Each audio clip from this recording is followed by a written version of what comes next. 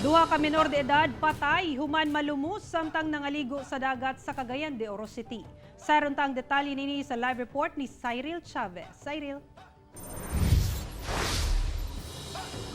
Yasara gawa sa duha ka mga biktima na luwasab ang laing upat ka mga kaubanan niini nga nangaligo og dagat tumong nila mag-celebrate unta sa birthday sa usa sa ilang barkada.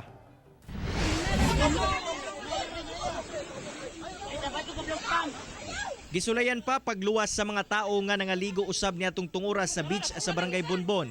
Human malumos kining unom ka menor de edad. Gidapatan og first aid sa mga tao nga nakasaksi ang mga biktima samtang nagpaabot sa rescue team. Gani gigamit na nila ang sakyanan sa resort aron madala sa ospital ang mga biktima.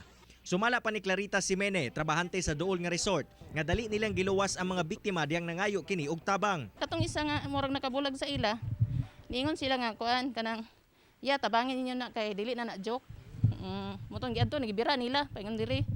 Nya katong isa, katong tulo murag kuan gid sila wala na sila kuan des ban lutay na gid sila diya nga diha sa gitabang sila diya. Patay na diyang miabot sa ospital sila Kent Michael Bato, 14 anyos, og Sean Carlo Gantuangco, 16 anyos. Samtang naluwas ang laing upat ka kauban niini nga sila Micaela Soliano, 16 anyos, J. Clark Cabinge, 14 anyos, Jose Saluta, 16 anyos, og Jomel Valenzuela, 16 anyos.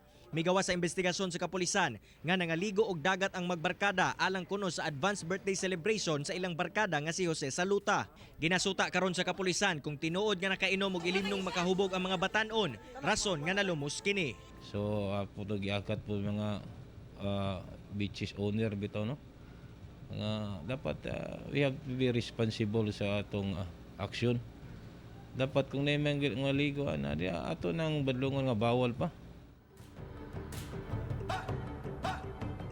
Sara tungod sa maong panghitabo nasabutan karon sa kapulisan ug sa barangay council nga mas pahugtan pa ang monitoring nga pagahimuon sa mga kabaybayunan kini aron dili na masubli ang susamang insidente.